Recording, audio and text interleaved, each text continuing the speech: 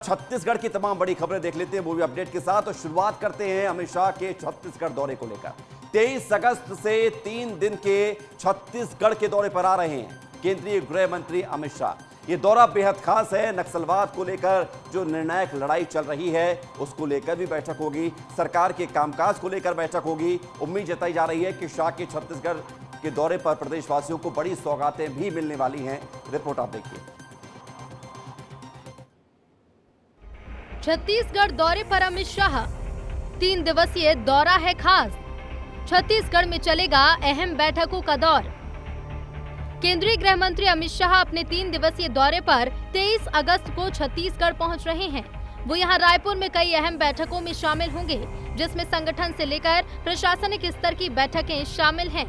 गृह मंत्री शाह यहां वीडियो कॉन्फ्रेंसिंग के जरिए अफसरों से भी बातचीत करेंगे।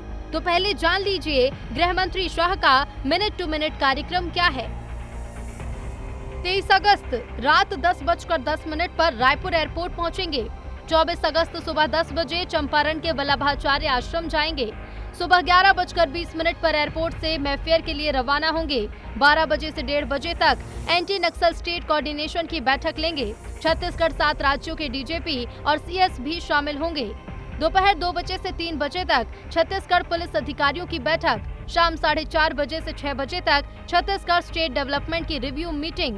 रात 8 बजे सभी राज्यों के डीजीपी के साथ 1-to-1 चर्चा।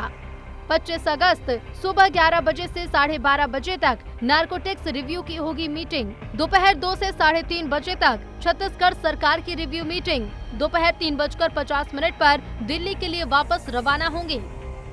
बीते विधानसभा चुनाव से लेकर अब तक शाह का ये दूसरा दौरा है। बीते साल जब छत्तीसगढ़ में विधानसभा चुनाव थे, तब केंद्रीय मंत्री अमित शाह ने बड़ा ऐलान किया था। उन्होंने कहा था कि प्रदेश में बीजेपी की सरकार बनने के बाद 3 साल में नक्सलवाद को समाप्त कर दिया जाएगा। जी हाँ, तो 3 साल में नक्सलवाद को खत्म करने की अमित शाह की घोषणा के साथ ही तैयारियां की गई, उसका असर भी दिख रहा है। वो खबर भी आपको अपडेट के साथ दिखाएंगे, लेकिन उससे पहले ये जान लीजिए, जब केंद्रीय गृह मंत्री अमित शाह छत्तीसगढ़ के दौरे पर आ रहे हैं तो इस पर सियासत भी शुरू हो गई है। कांग्रेस बीजेपी क्या कुछ कह रही है, सुन लीजिए। अमित शाह जी को, जो केंद्रीय गृह मंत्री है, उनको छत्तीसगढ़ आकर नक्सल मामले पर बैठक लेने की आवश्यकता पड़ रही है, क्योंकि सरकार के पास कोई कार्य योजना नहीं है। कांग्रेस की सरकार के दौरान जो नक्सलवाद खत्म करने की जो रणनीति बनाई गई थी, जो योजना बनाया गया था, उससे प्रदेश में नक्सलवाद पे 68% की कमी आई थी। आम जनता सुरक्षित हुई थी और हमारे जवान जो है नक्सलियों को पीछे खदेड़ रहे थे, वो दिख नहीं रहे। और पूरी तरीके से सरकार जो है नक्सल मामले में फ्लॉप हो गई, इसलिए गृह मंत्री जी को आना पड़ रहा है। अरे भैया, इस तरह से नहीं कहना चाहिए उनको। आज की स्थिति में बस्तर के गांव-गांव में परिवर्तन की लहर है। गांव-गांव में परिवर्तन की लहर है। मैं होकर भी आया हूं और फिर बोल रहे हैं इस मामले में मैं बिल्कुल राजनीति नहीं चाहता हूं, इसलिए मैं किसी के प्रति कोई बात नहीं कहूंगा। अन्यथा उनको अपने गिरेबान में झांक कर देखना चाहिए, पिछले 5 साल के कार्यकाल को देखना चाहिए और समझना चाहिए क्या हो रहा है। नक्सलवाद को लेकर सबसे बड़ी चर्चा होने जा रही है। नक्सलवाद क्या असर करता है छत्तीसगढ़ में, यह भी आपको बता देते हैं अपडेट के लिए, क्योंकि अगर छत्तीसगढ़ आ रहे हैं अमित शाह तो 3 साल में जो योजना है उस पर काम भी हो रहा है। छत्तीसगढ़ में नक्सलवाद पर निर्णायक लड़ाई चल रही है। पिछले 7 महीने में 147 नक्सली मारे गए हैं। यह रिकॉर्ड आपको बता रहे हैं जब से साय सरकार बनी है छत्तीसगढ़ में। 1200 नक्सलियों ने आत्मसमर्पण किया है। यह डेटा है जो सामने आ चुका है। 648 नक्सलियों की गिरफ्तारी हुई है। नक्सलवाद पर कठोराघात किया गया है और इतना आघात पहुंचाया जा रहा है नक्सलवाद पर, ताकि या तो मुख्य धारा में जुड़ें, हथियार छोड़ें, या फिर हथियारों से आमने सामना होगा तो मौत के घाट उतारा जाएगा। देश के कुल 38 जिले नक्सलवाद से प्रभावित हैं। देश के कुल 38 जिले, ये आपको नक्सलवाद की स्थिति बता रहे हैं। 38 जिले में से क्या है स्थिति खास? 15 जिले अकेले ऐसे हैं जो छत्तीसगढ़ के हैं 38 में से, जहां पर सबसे ज्यादा नक्सलवाद, इसलिए छत्तीसगढ़ निर्णायक भूमिका निभा रहा है। बीजापुर, बस्तर, दंतेवाड़ा, धमतरी, गरियाबंद, छत्तीसगढ़ में किन किन जिलों में नक्सलवाद है यह भी आपको बताना जरूरी है। आपको बता रहे हैं कांकेर, कोंडागांव, महासमुंद, नारायणपुर, राजनांदगांव, ये वो 15 जिले हैं जहां पर नक्सलवाद सबसे ज्यादा फैला हुआ है। मोहला, मानपुर, अंबागढ़, चौकी, खैरागढ़, छुई खदान, गंडई, ये वो जिले हैं जहां पर नक्सल घटनाएं लगातार बढ़ती हैं और दिखाई देती हैं। सुकमा, कबीरधाम और मुंगेली, यहां पर नक्सलवाद पर चोट पहुंचाई जा रही है। अब आप देख लीजिए कि कहां कहां कितने नक्सली मारे गए हैं। बीजापुर में 54, कांकेर में 35, नारायणपुर में 31, दंतेवाड़ा में 13, बस्तर में 20। इतने नक्सलियों को मार गिराया गया है। तब आप सोचिए कि जब अमित शाह यहां पर आ रहे हैं तो इस दौरे में नक्सलवाद को लेकर जो रणनीति अपनाई जा रही है उस पर चर्चा होगी। हमारे साथ इस वक्त खोमन साहू जुड़ गए, सीधे उनसे अमित शाह के दौरे को लेकर जानकारी लेते हैं। खोमन, अमित शाह छत्तीसगढ़ आ रहे हैं, नक्सलवाद पर चर्चा होगी, हर कोई जानता है, लेकिन इस पर सियासत भी हो रही है। देखिए विवेक, बहुत महत्वपूर्ण दौरा होने वाला है अमित शाह का, क्योंकि देश सहित छत्तीसगढ़ में नक्सलवाद खत्म करने को लेकर एक बड़ा रणनीति तैयार किया जाएगा। क्योंकि अमित शाह ने कह दिया है कि छत्तीसगढ़ सहित पूरे देश में 3 सालों के अंदर नक्सलवाद को खत्म किया जाएगा। चूँकि बस्तर बहुत सुंदर है, बहुत खूबसूरत है, बहुत सुंदर सुंदर झरने हैं, बहुत प्राकृतिक वातावरण है, वहाँ की संस्कृति, आदिवासियों की संस्कृति, सभ्यता अपने आप में बहुत बड़ी बात होती है। उनको पूरे देश में दिखाने के लिए नक्सलवाद को खत्म करना बहुत जरूरी विवेक, और यही कारण है कि जब से बीजेपी की सरकार छत्तीसगढ़ में बनी है लगातार कार्रवाई की जा रही है, लगातार जो नक्सली है वो पीछे जाते जा रहे हैं, और यही कारण है कि लगभग 150 से ज़्यादा नक्सली जो है वो मारे गए हैं। सरकार चारों तरफ से जो है नक्सलवाद को खत्म करने की दिशा में काम कर रहे हैं, और यही कारण है कि चाहे पुनर्वास नीति के माध्यम से नक्सलियों को मुख्यधारा की जोड़ने की बात हो, या योजना बनाकर वहां के आदिवासियों को विश्वास में लेने की बात हो, या फिर कैंप खोलकर बेहतर तरीके से वहां आसपास के आदिवासियों को जीवन अच्छा करने की कोशिश हो, सरकार लगातार कैंप खोल रही है विवेक। 32 कैंप अभी तक खोले जा चुके हैं ताकि नक्सली नक्सलवाद छोड़ें। बहुत शुक्रिया आपका हमारे साथ जुड़ने के लिए और तमाम जानकारी के लिए। तो खोमन हमें जानकारी दे रहे थे कि ये दौरा कितना खास है। बढ़ेंगे आगे। सियासत जो न कराए वो कम है। राहुल गांधी का एक बयान सामने आया जिस पर डिप्टी सीएम विजय शर्मा ने हमला किया। विजय शर्मा ने क्या कुछ कहा है ये आपको बताते हैं। विजय शर्मा ने राहुल गांधी के एक बयान पर राजनीतिक गिद्ध उन्हें बताया। ये विजय शर्मा है, छत्तीसगढ़ की डिप्टी सीएम है, गृह मंत्री भी हैं, और वो राहुल गांधी है। उन्होंने कहा है कि बंगाल में जिस लड़की की बेरहमी से रेप के बाद हत्या कर दी गई, राहुल गांधी उसे डिस्ट्रैक्शन बता रहे हैं। ये राजनीतिक गिद्ध हैं। ये सवाल इसलिए है क्योंकि बंगाल में जो हुआ उसको देखकर पूरे देश भर में उबाल है, लोगों की नाराजगी है, गुस्सा है, आक्रोश है। लेकिन जब सवाल पूछा गया राहुल गांधी से इस बात को लेकर तो वो उसे डिस्ट्रैक्शन बता रहे हैं। जी हाँ, यही वो बयान था, यही वो वीडियो है जिसके आधार पर राजनीतिक गिद्ध राहुल गांधी को विजय शर्मा ने बताया है। क्या कुछ कहा था राहुल गांधी ने, सुन लेते हैं।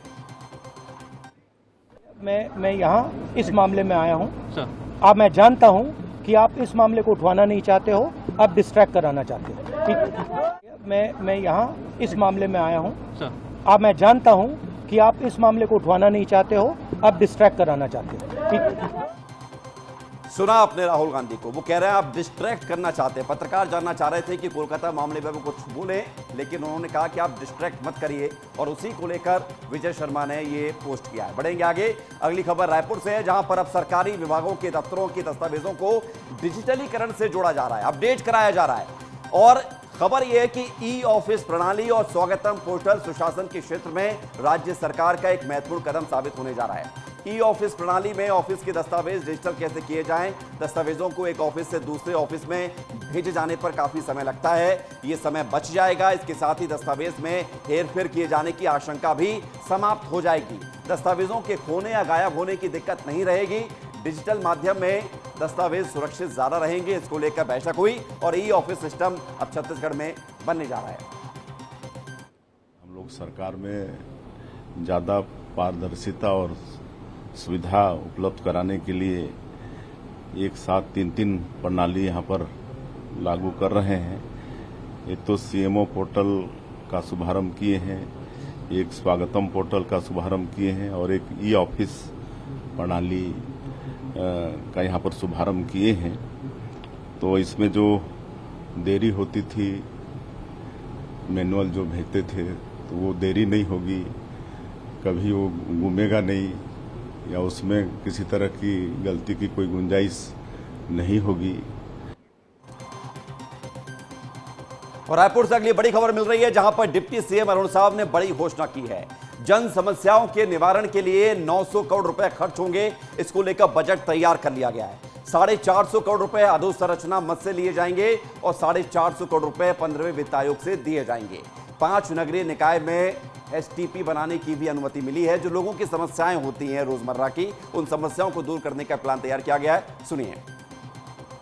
आप सब इस बात को महसूस कर रहे हैं कि नगरीय निकायों में हमारी सरकार बनने के बाद जन सुविधाओं के विस्तार के लिए लगातार हमने काम किया है।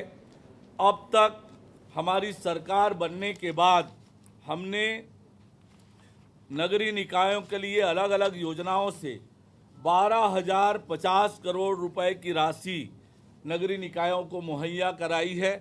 और अभी जो शिविर में समस्याएं आई है और उन समस्याओं के निराकरण के लिए 900 करोड़ रुपया जारी करने का निर्णय हमने लिया है, जिससे इन समस्याओं का निराकरण होगा।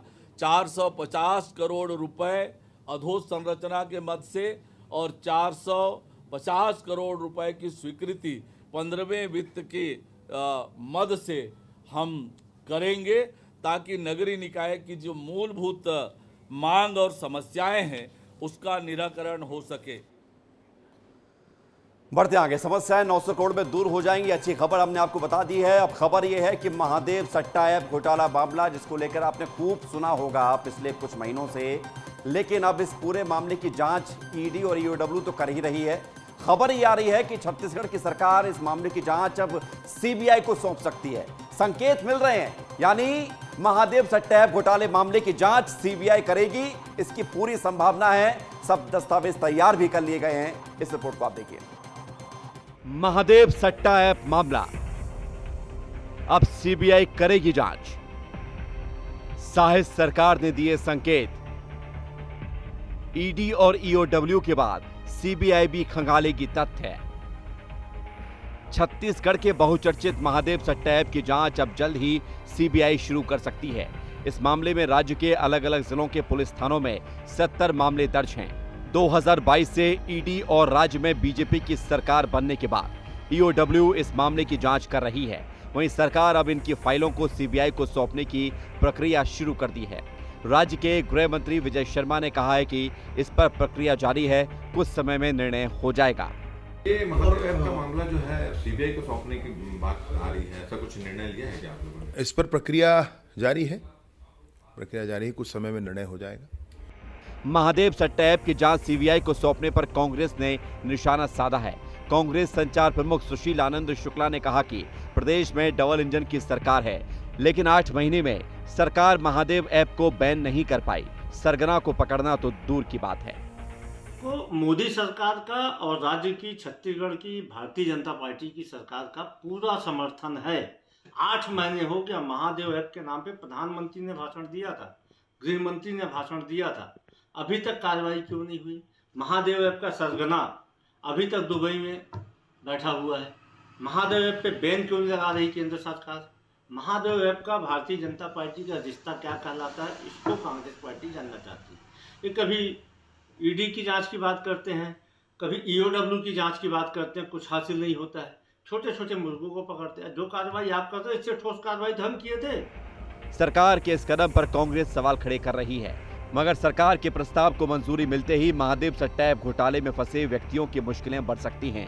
हालांकि अब देखने वाली बात होगी कि तमाम एजेंसियों की जांच के बाद सीबीआई इस मामले में किस नतीजे तक पहुंच पाती है। विस्तार न्यूज के लिए रायपुर से खोमन साहू की रिपोर्ट।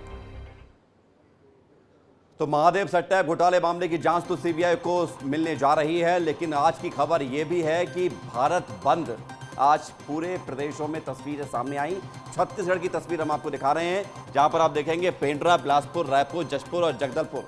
ये तस्वीरें भारत बंद का यहां पर मिला जुला असर देखने को मिला है। तमाम संगठनों ने आकर दुकानें बंद कराई हैं। पुलिस की व्यवस्था भी चाक चौबंद थी। राजधानी रायपुर की आप तस्वीर देखिए, जहां पर दुकानें बंद की गई। इसके अलावा जगदलपुर और जशपुर में भी लगातार लोगों का प्रदर्शन देखने को मिला है, दुकानें बंद रही हैं। और ये तस्वीर आपको दिखा रहे हैं अब विस्तार से अपडेट के साथ रायपुर की, जहां पर राजधानी में भारत बंद का मिला जुला असर दिखा दिया। कुछ दुकानें तो बंद रहीं, कुछ दुकानें खुली रहीं।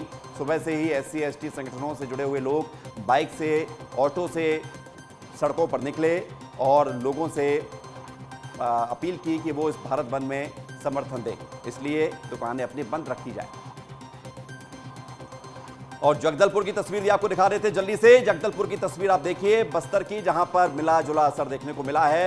यात्री बसों के पहिए थमे हुए थे। एक शहर से दूसरे शहर जाने के लिए लोगों को इंतजार भी करना पड़ा है। बंद के चलते शहर के रेस्टोरेंट दुकानें भी बंद रही हैं, जिसके चलते यात्रियों को दिक्कतों का सामना करना पड़ा है।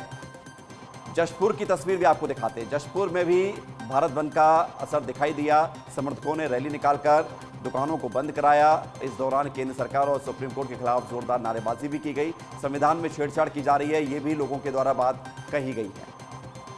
और पेंड्रा में भी तस्वीरें सामने आई हैं। पेंड्रा में जहां पर जिला कलेक्टर कार्यालय ज्ञापन देने जा रहे सर्व आदिवासी समाज की रैली को बैरिकेड लगाकर पुलिस प्रशासन ने रोक दिया। इस बीच आदिवासी समाज के लोग सेमरा तिराहे पर बैठ गए, जिसके चलते सड़क पर लंबा जाम लग गया। इस मौके पर पुलिस और एसडीएम भी यहां पर सुरक्षा बल के साथ तैनात रहे। रैली को बैरिकेड लगाकर पुलिस ने रोका है। बढ़ेंगे आगे। रायगढ़ से एक बड़ा चौंका देने वाला मामला सामने आया है, जहां पर पुसोड़ थाना में एक 27 साल की आदिवासी महिला के साथ सामूहिक दुष्कर्म का मामला सामने आया। रक्षाबंधन की रात महिला रायगढ़ से लगे मीना बाजार घूमने के लिए गई थी। कुछ युवकों ने महिला का एनटीपीसी लारा के आसपास रास्ता रोका, महिला को अपने साथ ले गए, जहां उसके दोस्तों और अन्य लोगों ने बारी बारी से उसके साथ दुष्कर्म किया। इसकी शिकायत पीड़िता ने पुलिस से की है। पुलिस ने 6 लोगों को गिरफ्तार भी कर लिया है, जिसमें एक नाबालिग युवक का नाम भी शामिल है। रायगढ़ में महिला के साथ दुष्कर्म का मामला जो सामने आया है, अब इस मामले को लेकर सियासत भी हो रही है। कांग्रेस ने जांच दल का गठन कर दिया है। कांग्रेस ने जांच दल का गठन किया है। कांग्रेस ने 5 सदस्यों की एक जांच समिति बना दी है। सारंगढ़ विधायक उत्तरी जांगड़े को बनाया है संयोजक इस समिति का। जांच समिति पीड़िता के परिजनों से मुलाकात करेगा और अपनी रिपोर्ट फिर पार्टी आलाकमान को सौंपेगा। आखिर इस पूरे मामले के पीछे की सच्चाई क्या है, ये भी कांग्रेस के जांच दल की जिम्मेदारी होगी, जिसका गठन किया गया है। महिला के साथ दुष्कर्म का पूरा मामला। अश्विनी हमारे साथ जुड़ गए, हमारे सहयोगी सीधे रायगढ़ से। अश्विनी बताइए, कांग्रेस ने जांच दल का ऐलान कर दिया है, इस मामले को लेकर सियासत भी हो रही है, पुलिस क्या कुछ कह रही है? देखिए विवेक, को लेकर कांग्रेस ने जांच दल का गठन कर दिया है। सारंगढ़ विधायक है, उन्हें संयोजक बनाया गया है। साथ ही साथ संयोजक जो है लैलूंगा के विधायक हैं, सरायपाली के विधायक हैं, बिलाईगढ़ के विधायक हैं और कांग्रेस के जो जिला अध्यक्ष हैं उनको सह संयोजक बनाया गया है। ये टीम है वो ग्रामीणों जो जहाँ घटना हुई है उस गांव में पहुंचने वाली है, जिसके साथ ये घटना घटी है उसके पास पहुंचकर जो पूरा मामला की जांच करेगी और जांच है वो कांग्रेस कमेटी को सौंपेगी। साथ ही साथ पुलिस ने अब तक 7 आरोपियों को गिरफ्तार कर लिया है, जिसमें एक नाबालिग भी शामिल है। 7 आरोपियों को पुलिस ने जेल भेज दिया। साथ ही पुलिस यह कह रही है कि जो भी और आरोपी हैं वो इस मामले में संलिप्त हैं, उन्हें भी लगातार तलाश की जा रही है और आरोपियों को जल्द जल्द पकड़ लिया जाएगा।